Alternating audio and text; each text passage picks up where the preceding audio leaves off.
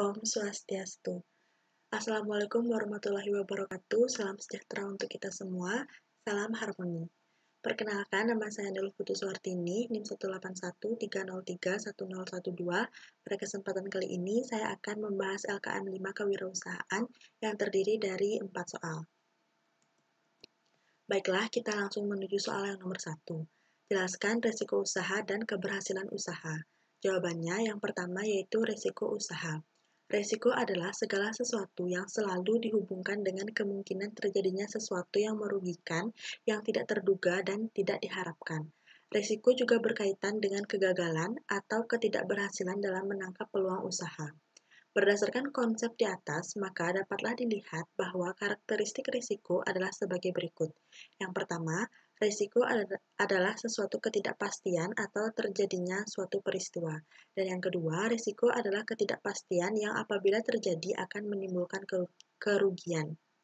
Kemudian yang kedua ada keberhasilan usaha.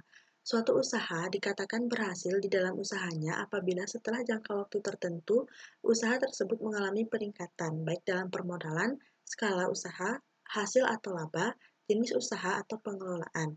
Faktor-faktor yang mempengaruhi keberhasilan usaha diantaranya ada dua, yaitu faktor internal dan faktor eksternal. Faktor internalnya meliputi kualitas sumber daya manusia, penguasaan organisasi, struktur organisasi, sistem manajemen, partisipasi, kultur atau budaya bisnis, kekuatan modal, jaringan bisnis dengan pihak luar, dan tingkat entrepreneurship. Kemudian yang kedua yaitu faktor eksternal. Nah, faktor eksternal ini juga dibedakan menjadi dua, yaitu faktor pemerintah dan non-pemerintah. Faktor pemerintah diantaranya kebijakan ekonomi, birokrat, politik, dan tingkat demokrasi, sedangkan faktor non-pemerintah yaitu sistem perekonomian, sosiokultur budaya masyarakat, sistem perburuhan dan kondisi perburuhan, kondisi infrastruktur, tingkat pendidikan masyarakat, dan lingkungan global. Kemudian soal nomor 2, beri gambaran tentang ekspansi dan suksesi usaha. Jawabannya yang pertama yaitu mengenai ekspansi. Ekspansi secara umum adalah sebuah tindakan atau proses yang dikerjakan agar sesuatunya bisa menjadi lebih luas atau besar.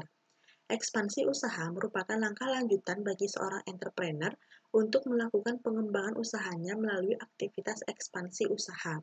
Melalui ekspansi usaha diharapkan dapat meningkatkan keuntungan atau profit yang diperoleh oleh entrepreneur. Kemudian, beberapa strategi yang dapat diterapkan entrepreneur dalam melakukan ekspansi usaha ada 5, yaitu strategi penetrasi pasar, strategi pengembangan pasar, strategi pengembangan produk, strategi pertumbuhan integratif, dan strategi diversifikasi. Selanjutnya, terdapat beberapa jenis ekspansi dalam dunia bisnis yang bisa dilakukan oleh suatu perusahaan. Beberapa jenis ekspansi bisnis tersebut adalah yang pertama ada merger. Merger adalah kegiatan menggabungkan dua atau lebih perusahaan menjadi satu perusahaan. Yang kedua ada akuisisi. Akuisisi adalah kegiatan takeover atau pengambil alihan suatu bentuk kepemilikan saham atas suatu aset perusahaan yang dijalankan oleh sekelompok investor tertentu. Yang ketiga ada hostile takeover.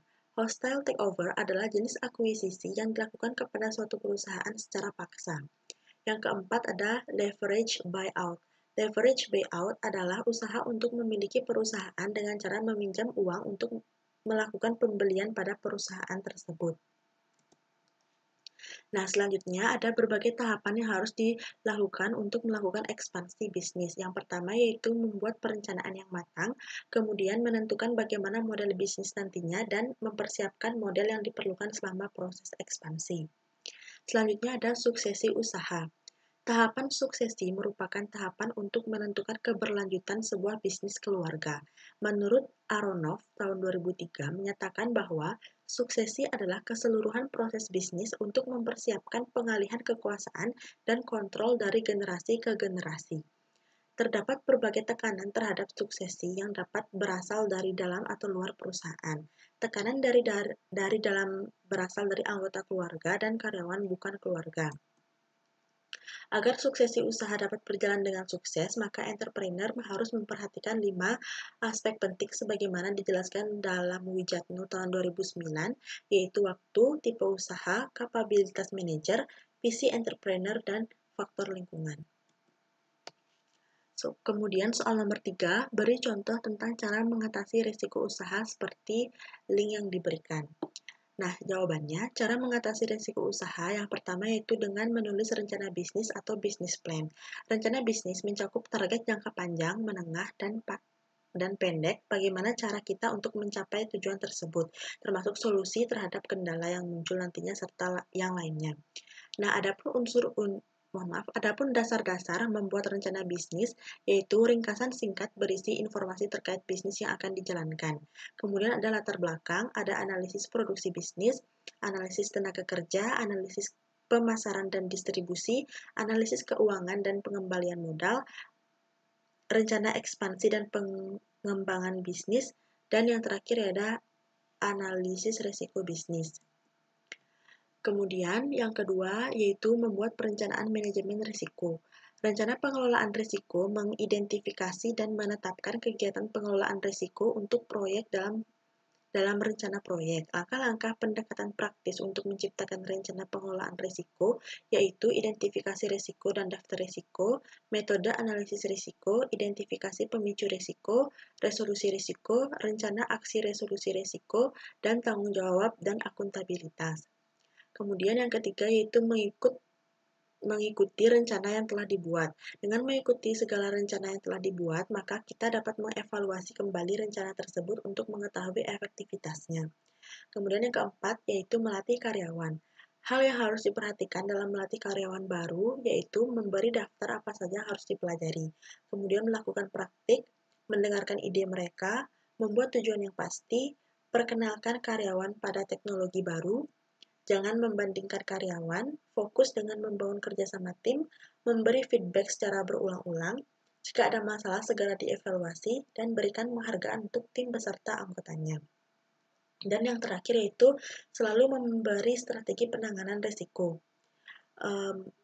Maksudnya di sini, hal ini termasuk pemantauan terhadap pesaing, perubahan tren pasar, penipuan pelanggan atau konsumen. Dengan menemukan berbagai risiko tersebut, maka Anda dapat mengembangkan prosedur kontrol. Dengan mengidentifikasi potensi risiko, maka dapat membantu Anda untuk mengatasi risiko usaha. Kemudian soal yang keempat ini tentang success story. Nah, di sini saya mengambil success story dari Bob Sadino. Untuk judulnya, Om Bob, pengusaha Indonesia dari kuli hingga kaya raya.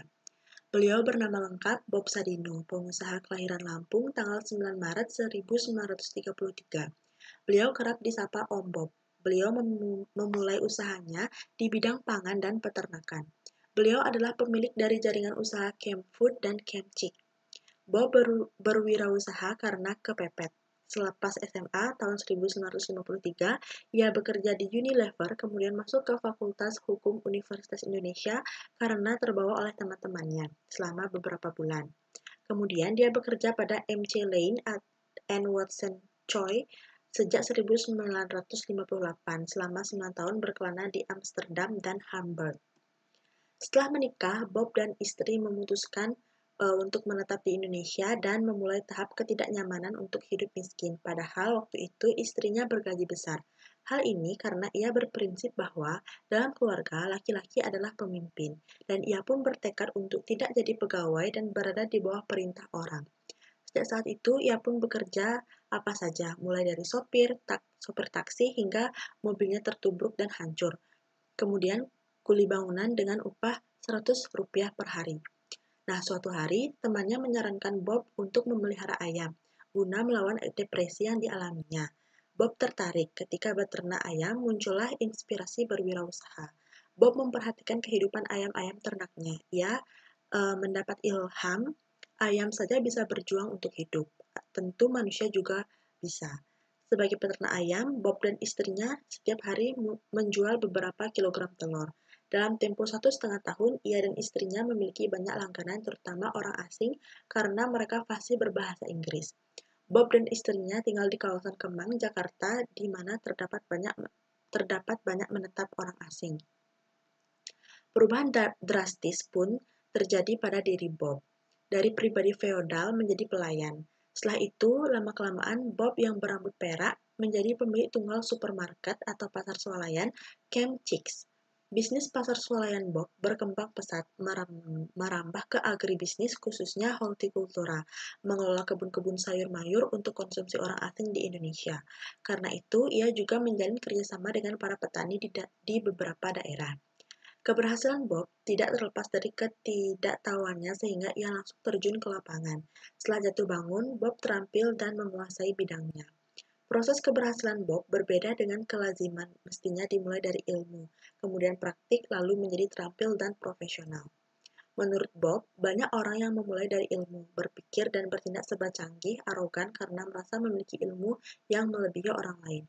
Setelah sempat dirawat selama 2 bulan, pengusaha nyentrik Bob Sadino akhirnya menghembuskan nafas terakhirnya di Rumah Sakit Pondok Indah Jakarta pada hari Senin, tanggal 19 Januari 2015, setelah berjuang dengan penyakitnya yaitu infeksi saluran pernafasan kronis.